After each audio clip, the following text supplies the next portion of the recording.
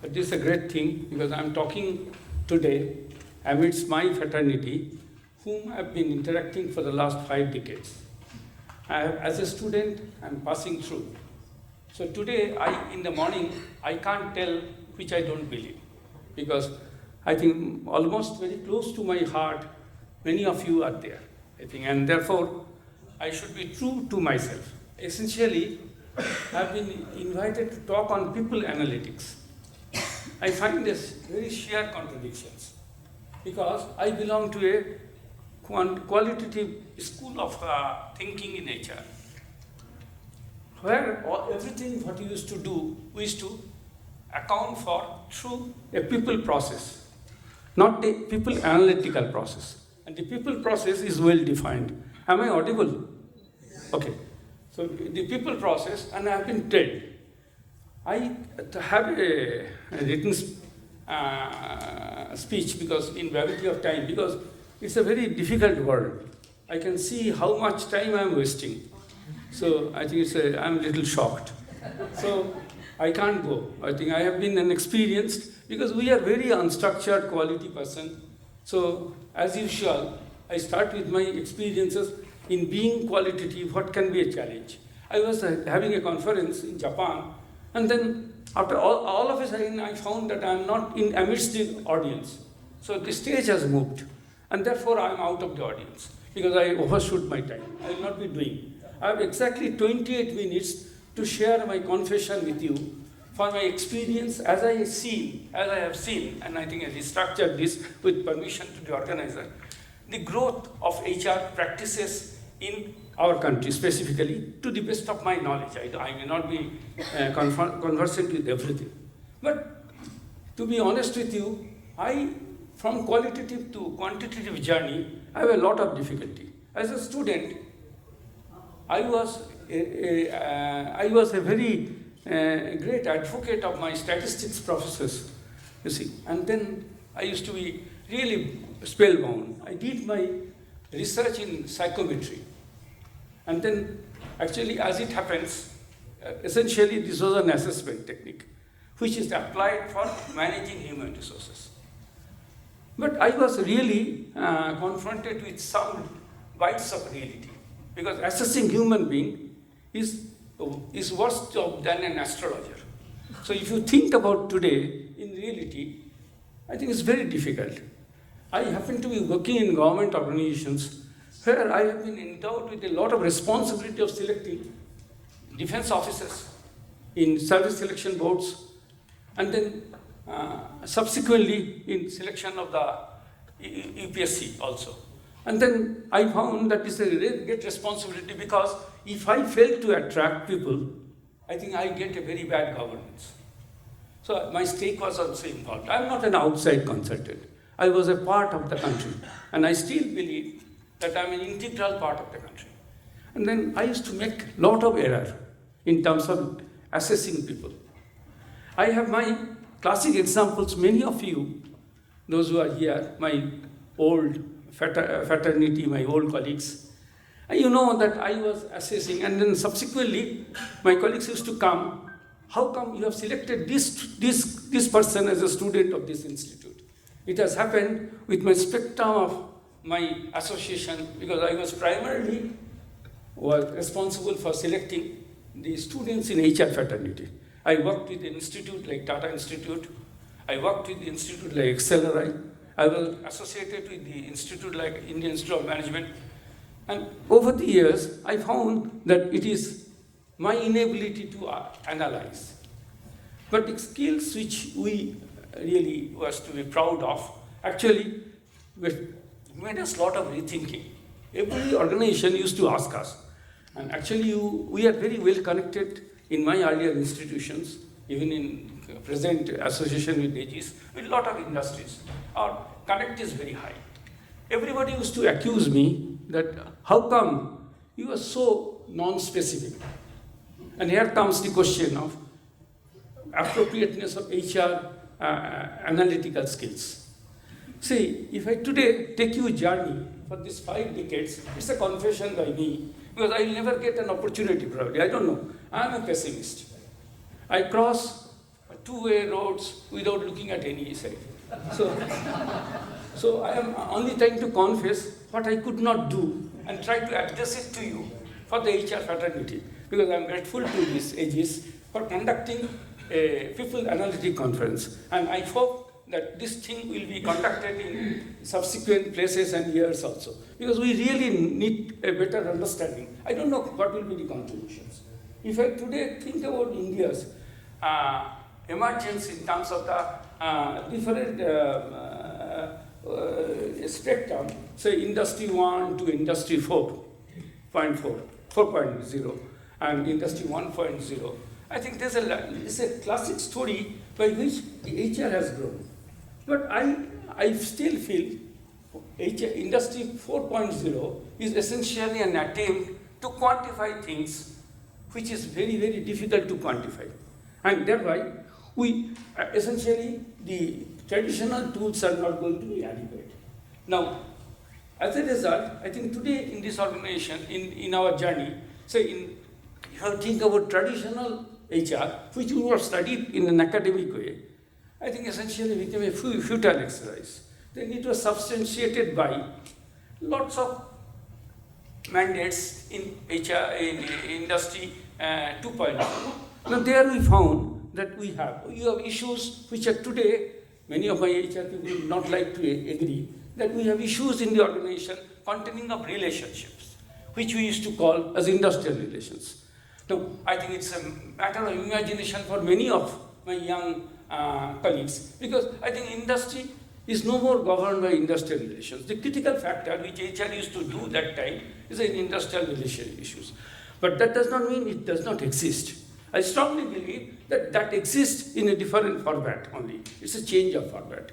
Then subsequently in Industry 3.0, we had an overemphasis on HR processes and outcomes. If I go by this one, by the basic key value drivers which have been suggested by many of the HR experts, I think essentially these key value drivers, I think, are essentially surrounding with something which is not very quantifiable.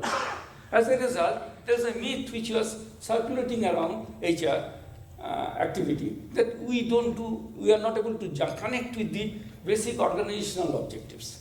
You see, I used to be a very good admirer of this organizational development initiative, OD initiatives, which we call in simple language. But OD intervention strategies by outside consultant failed miserably, because I have been an outside consultant in many of the national and international projects. I could not deliver anything. In case of the inside consultant, I think my acceptability by the by the organizational members are very, very inadequate. As a result, it gave me a little frustrations, because I think we could not do anything, and when I can't do anything, I try to find out a tangible thing which will address the HR issues. So, for example, today, compensation was that time in Industry 3.0 was a critical issue. I think people used to think that the compensation will be remedy for all problems in the organization, but it is not. It has become a counterproductive. So, for example, today, employee engagement. I think if I look back and see how it has gone from the stages of job satisfaction to employee engagement, I found it's a ridiculous exercises we used to conduct. Because whatever way we quantify, we used to find happy employees are not very, or connected, engaged employees are not very productive. We have come to the organization with a basic mandate that bottom line should be affected. And if you cannot affect the bottom line, I think we become redundant. As a result, we have been accused of that we are not able to derive the essential connect. No, in fact, this effort of connecting the bottom line is what exactly is being thought of Industry 4.0.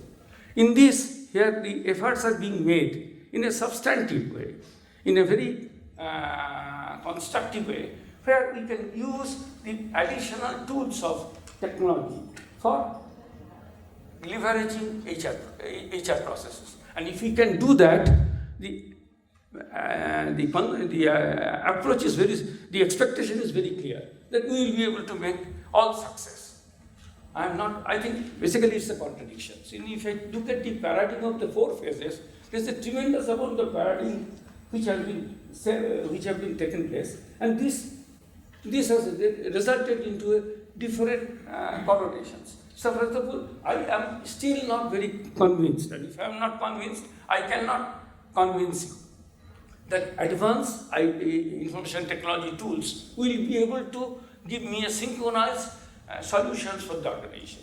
But one thing has happened. It has happened silently, which is essentially the organization used to be operated by HR guards. And these decisions were taken by a lot of biases, maybe heuristic biases, or maybe different types of organizational biases. I think, and we are all biased. Actually, it is always better that you should not be any senior, I think,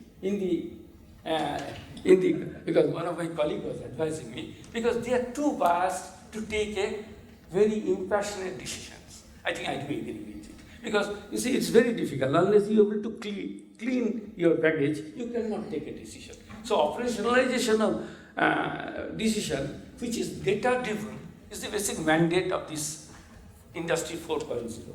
Now, what is data? Data is an alarming factor. Actually, there's a lot of issues which are related to data. I have never seen such explosions of data, and therefore HR gets a huge amount of data, and it is humanly not possible by director HR, CHRO, whatever you may be telling, because it so happened that I am constantly interacting with them in formal and informal way as a part of the legacy of this country. I don't know about other countries, although I have worked in some of the countries in Asian region, where I have seen different type of experience. I think that is time when we discuss something else, what I have seen in other South Asian countries. Because as a part of the entire process, but more or less, we belong to a region which is culturally tuned to a particular process. I hope that today's context is what we can do and seek advice in this today's conference from my expert guests and the speakers, those who are coming, to give us everlasting solutions. It is essentially, I have no difficulty in accommodating the technology in 4.0 concept of data explosions and managing it through additional IT technique. But what is the problem? Problem is that I think in course of our entire HR span, I have seen we are not able to do justice to unstructured data. And actually, this unstructured data was so problematic for us. Many of my students, those who are doing research with me, came with unstructured data analysis. We had no idea, at least I don't have any idea, what can be done. We had R and other tools which has been inappropriately used. And actually what happened, we in HR, we need a sensitization for that. Unstructured data need to be tapped. And this is the wonderful thing which has happened in Industry 4.0, where entire unstructured data has been inserted in structure. Sorry. I think essentially if I talk about ecosystems,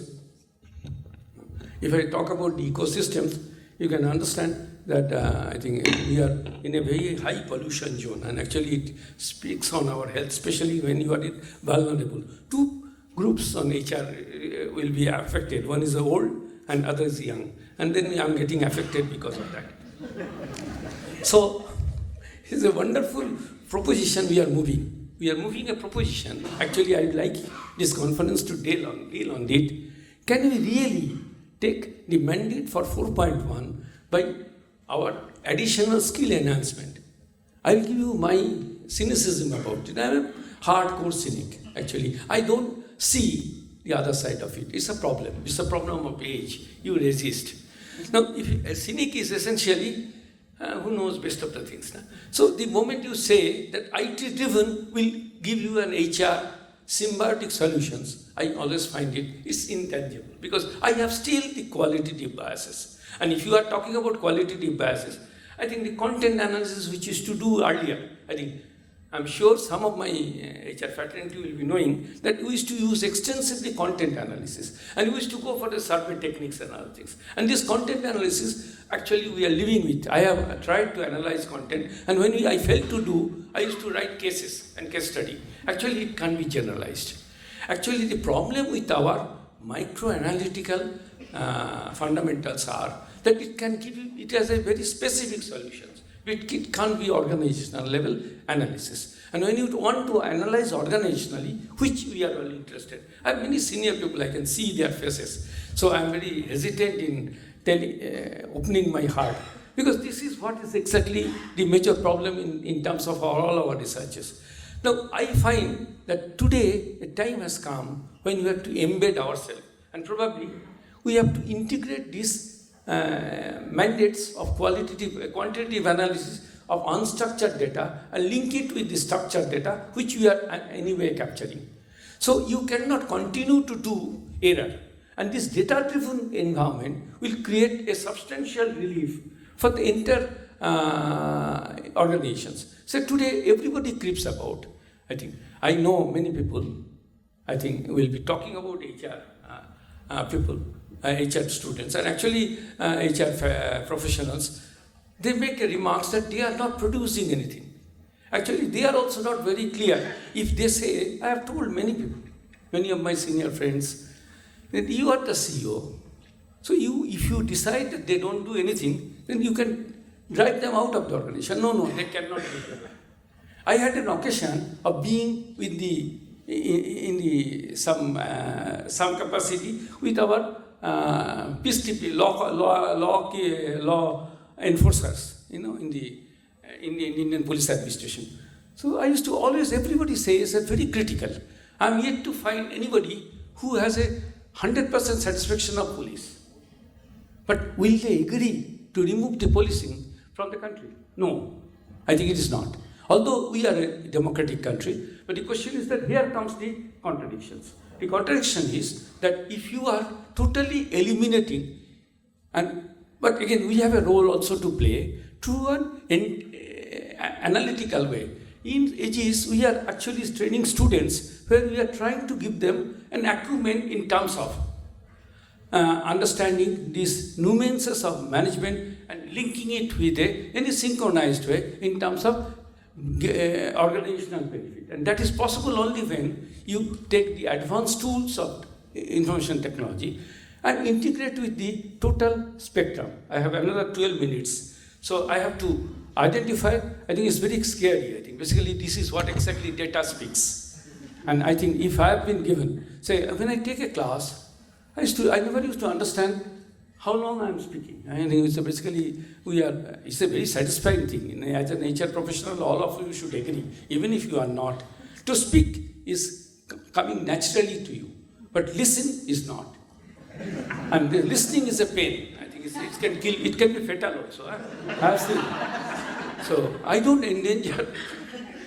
And that could be a reason why it happens. So let us understand.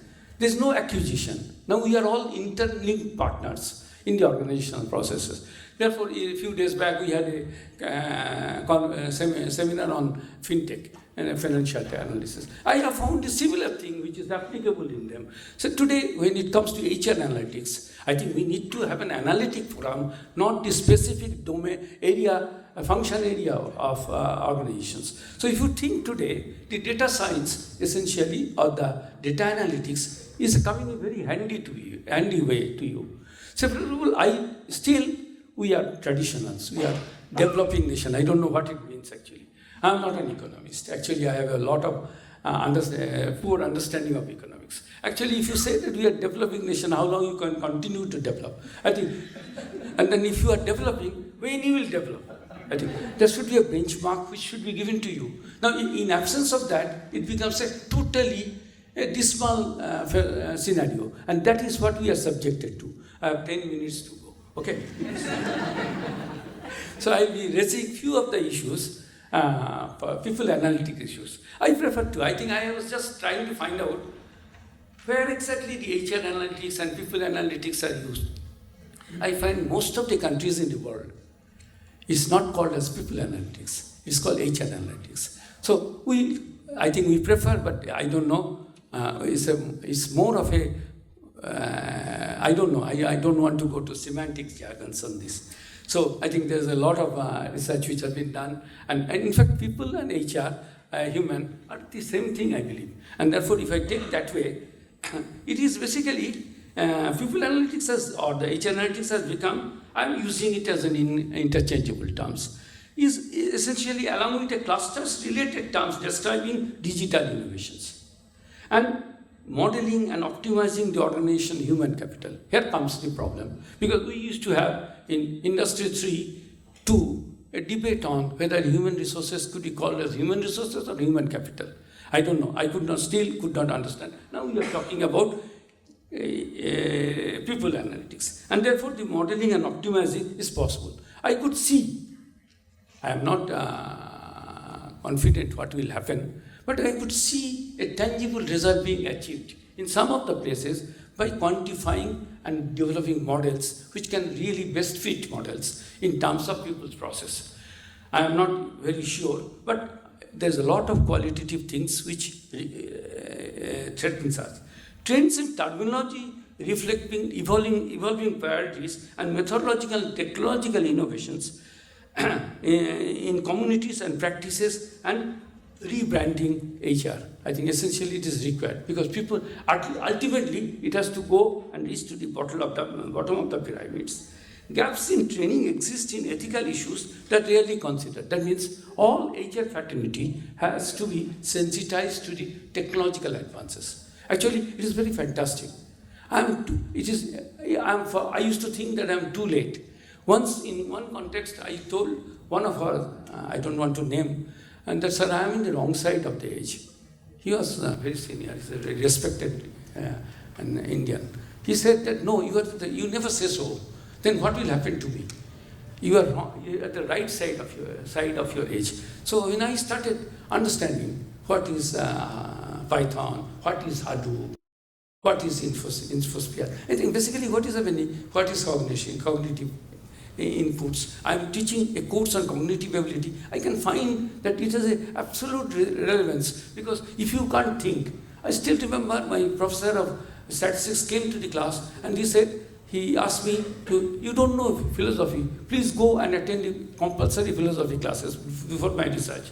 I went and found my philosophy teacher was teaching Cartesian models. So I could understand that nobody can be a mathematician without understanding Cartesian assumptions. Nobody can be a data analyst without understanding that what is exactly the rationalist theory assumptions of understanding. So for example, the teacher used to teach, that time we could not understand, that how you prove that you exist. Okay? It was a mind-boggling thing for me. Look at the analytical analysis. I said that, he says that it's very simple. You go and study Descartes, you study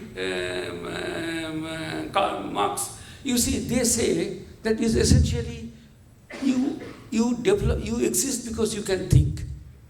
Now look, what is HR? HR is a capability of managing people, those who are capable of thinking.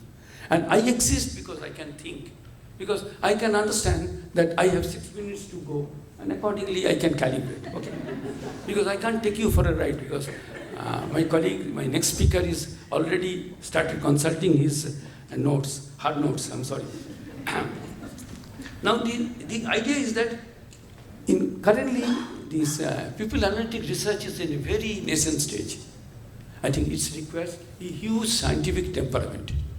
As it is true for financial analysts, as it is true for operation analysts. I think basically, I have seen the changes in the last 5 decades. I've seen changes. When I was a student, I think you are known in the campus how many girlfriends you have. And I used to see that those my colleagues, those used to study industrial engineering, and now it's called operation management, used to have a maximum number of girlfriends. There's no secret, because everybody is analytic. Because that time industrial engineers used to get jobs of a higher salary as compared to. This is what is HR approach, you can understand. Now, I observed that all of a sudden in industry 3.0, nobody wants an industrial engineer. They want HR professionals to conduct organizational development research. I think it was a fad, and actually we have enjoyed that period. What extensive consultancy. And I'm telling you, I had a very heyday. And actually, if I today tell you the progression in terms of my HR professional experience, which I had, see, there was a time when I got a fellowship for studying humanization of work and quality of life movements. Actually, I could not understand what. Then I was sent to, there's an international labor organization as a training, a think tank outfit at Turin in Italy. So I went there and I asked why you are being brought here to improve the quality of life of workers in India. Because I was interested. And then you have to study that. I don't know what happened. Humanization of work. What is there to humanize the work? Actually, it was a very relevant concept. I got hooked to that and started thinking that will provide an organizational remedy. But nothing happened. Then subsequently, I started getting assignments in terms of having the competency driving, I think basically assessment centers. I still don't understand why you have initiated this. Because assessment center, we still care. I will tell you in a very offensive mode. I am not lying with you. We have been hired by or appointed by in that terms. It's an institutional assignment. I never did any personal assignment for me. So I've been given a task of doing a competency assessment of a growing financial institutions. Yeah, after we did assessment centers for them. I found that it has disturbed the people in the organization because everybody started getting jittery. So, and then when the results came out, I found that one gentleman was missing after the close of the events. We went back to the hotel and they said they are missing. He was there because he has been dropped from the list. He was there in the terrace spending whole night. He was a very senior professional, very highly rated, because we have dropped in assessment center. Now here comes my conscience. I stopped doing that. I said that I will not be doing assessment center because I can't be a homeopathy physician, because I have seen many cases they say I am not a very follower of homeopathy. I don't believe that what cannot be measured can be taken. So I don't know. They have no logic. They could not demonstrate as on today. Homeopathy, I think. But the question is that I thought that if I cannot do anything, because on what basis I have taken a decision? It was a very inappropriate of HR tools. I am telling you, I think, and first, Samajhdar Admi ke liye ishara hi kafi hai. I think you know what I am trying to tell you. The assessment center is not an analytical process. It was having we have already decided. It's like that I decide and then backward integration of the organizational decisions. This is not. That's what is a gut. So we have been total. I have 1 minute to be.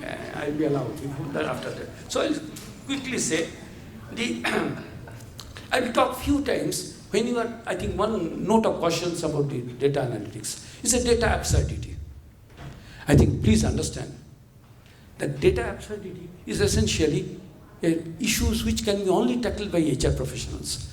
But there are cases I have seen that if you today, I think one analysis says that 2%, it is always safer to give an advance or loan to the women in Surat as compared to the women in London. I could not understand how it is possible. These are all data absurdity. I conducted a study. I have 49 seconds to be with you. I conducted a study in which I found that those who are unmarried, are better productive organizations. Now, I don't know what HR has to do with that. Can I take a sit on the decision of somebody to marry or not, to make an organization effective? I have 29 seconds to. So this is a data-driven organization. You can see that it proves again that we are in the right way. If we can have a data, if you have a balanced scorecard, which all of you are aware, I have not talked about it, primarily we fail miserably to deliver. So friends, I wish you a very active day today in terms of thinking about data and connecting it the HR processes. I hope that I could make some senses. Any questions, if they have any time, or I don't know what is the plan, I can take it. But you have a plan, so I am over.